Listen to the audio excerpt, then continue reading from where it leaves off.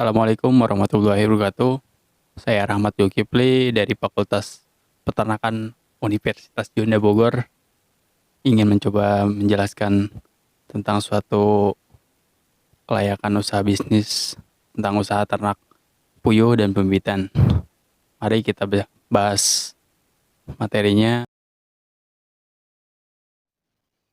Dan ini yang akan kita bahas, yaitu pertama pendahuluan, dan yang kedua aspek non finansial, lalu aspek pasar dan pemasaran, lalu analisis aspek finansial, lalu analisis kelayakan finansial, dan arus pengeluaran, dan yang terakhir adalah kesimpulan. Dari pendahuluan, yaitu pengembangan puyuh sangat cocok untuk usaha kecil menengah hingga perusahaan besar.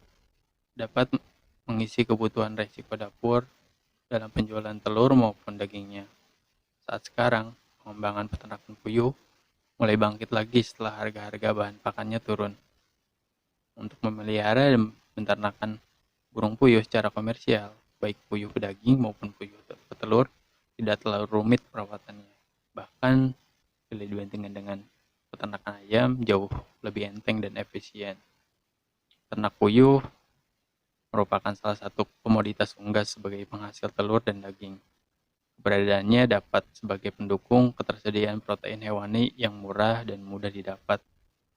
Usaha budidaya puyuh merupakan salah satu jenis usaha yang banyak diminati dan dikembangkan, karena ternak puyuh ini merupakan salah satu ternak yang dapat berproduksi dalam waktu cepat, yaitu umur 40 hari sudah bertelur. Sebagai usaha budidaya puyuh dapat dilakukan dengan modal yang relatif kecil dan tidak memerlukan lahan yang luas. Yang kedua yaitu aspek non finansial.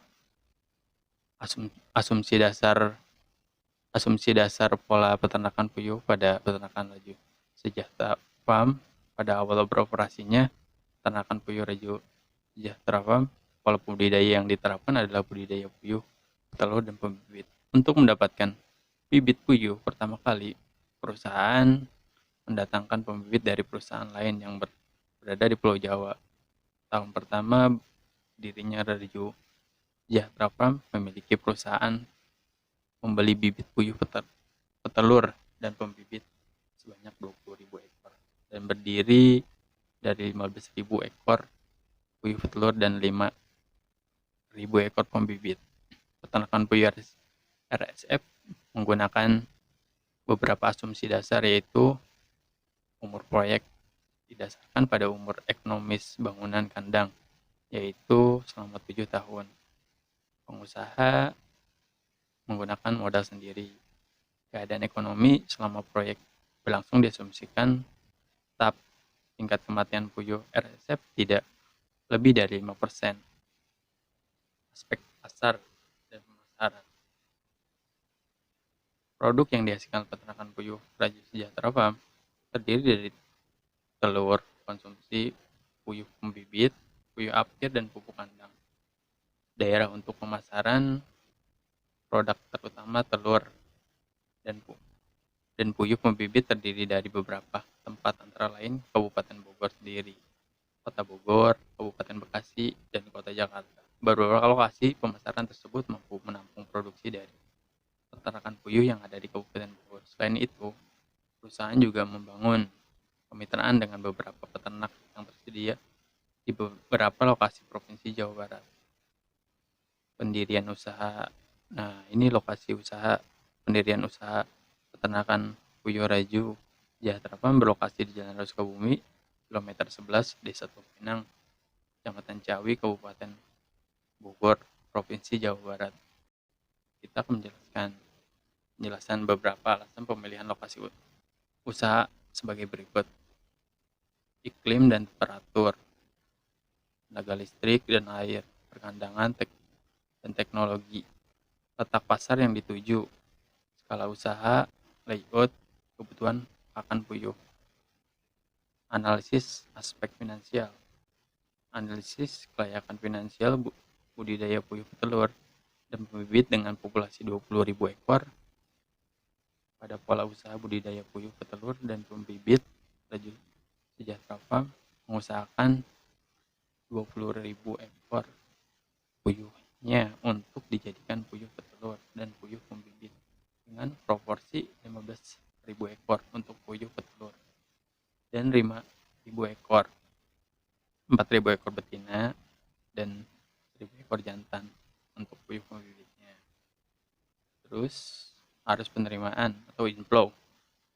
Arus penerimaan pada pola usaha budidaya puyuh petelur dan pembibit diperoleh dari hasil penjualan telur puyuh, puyuh pembibit, puyuh jantan, puyuh akhir, kotoran puyuh, serta pakan puyuh. Produksi telur bobot rata-rata seekor puyuh kolonik japanik sekitar 150 gram. Burung puyuh betina akan mulai bertelur pada umur 41 hari. Puncak produksinya itu terjadi pada umur 5 bulan dengan persentase bertelur 76%. Di atas umur 14 bulan, produktivitasnya akan menurun dengan persentase bertelur kurang dari 50%. Nah, ini kita lihat arus pengeluarannya. Di sini ada biaya investasi pertama yaitu kandang grower dan layar. Satuannya adanya unit dan jumlahnya itu 3 unit. Umur ekonominya yaitu 7 tahun dengan total biayanya 30 juta dikali 3 jadi 90 juta. Kandang starter ini itu 1 unit. Nah, umur ekonomisnya itu 7 tahun. Lalu harganya per unitnya 25 juta. Kandang ram plus tempat makan dan minum 218.000. Nomornya itu 5 tahun dengan harga 350.000 per unitnya. Jadi total 76 juta 300.000. Yang 4 adalah tandon pakan, tandon air. Itu juga 4 buah. Dengan umur 7 tahun lah. Dengan harga 450.000 dengan total 1.800.000. Yang kedua pipa air. Ini batang 50 batang menggunakan 50 batang dengan umur ekonomisnya 7 tahun dengan harga 30.000 dengan jumlahnya itu 1.500.000. Dan kita bisa lihat ini dari sekian banyak ini total dari biaya investasinya itu dengan total 452.120.000. Untuk biaya operasional terdiri dari biaya tetap dan biaya variabel. Biaya tetap adalah biaya yang harus dikeluarkan setiap tahun, sedangkan biaya variabel adalah biaya habis pakai yang dikeluarkan secara rutin, namun jumlahnya tidak tetap. Biaya tetap yaitu biaya yang besarnya tidak dipengaruhi oleh jumlah produk yang dihasilkan dan nilainya sama setiap tahun. Dan ini ada tabel biaya tetap. Tahun pertama itu gaji karyawan, perawatan kendaraan, listrik dan air, BBM, lampu pijar, sapu lidi, pemeliharaan kandang, utang bank, pajak kendaraan, THR karyawan, biaya tidak tergolong 5%. Itu dengan total biaya tetap 1.231.300.300. Dan ini ada biaya variabel. Berikut yaitu bibit puyuh, pakan puyuh. Pakan puyuhnya itu terdiri dari jagung, dedak padi, konsentrat, pakan tambahan, lalu vitamin, vaksin, obat-obatan, desinfektan, terdiri yaitu formalin dan biodes.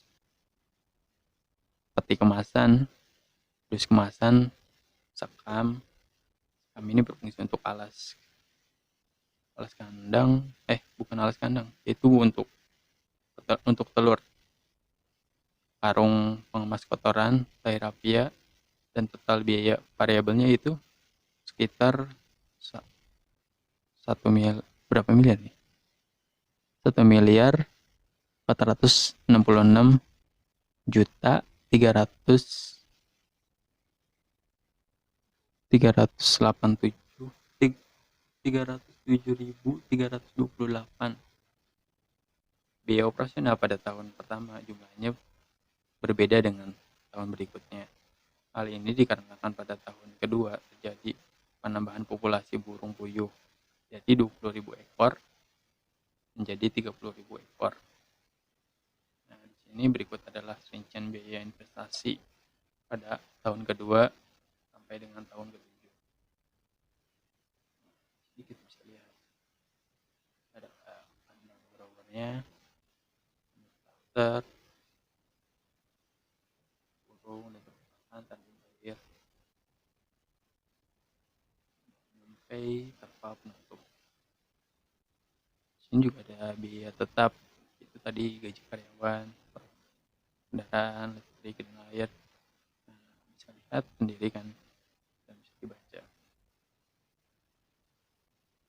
Lalu perhitungan kebutuhan dan beberapa kebutuhan biaya variabel seperti pakan, obat-obatan, dan vaksin merupakan biaya terbesar, yaitu sekitar 70% dari total biaya operasional.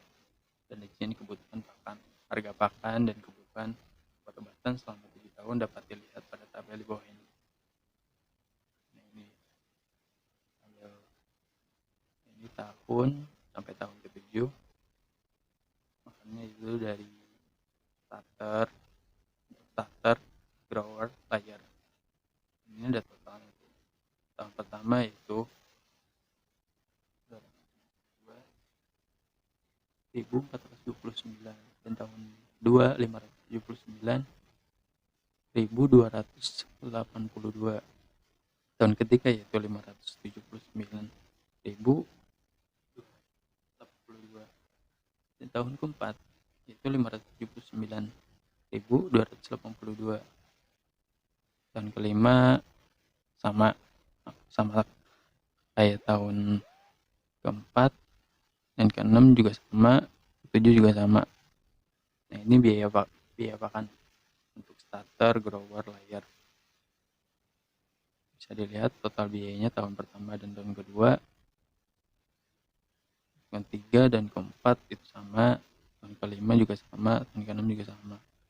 Untuk biaya buat batan tahun pertama itu sekitar 2.364.000, tahun kedua juga sama, sampai ke tahun ke-7 juga sama.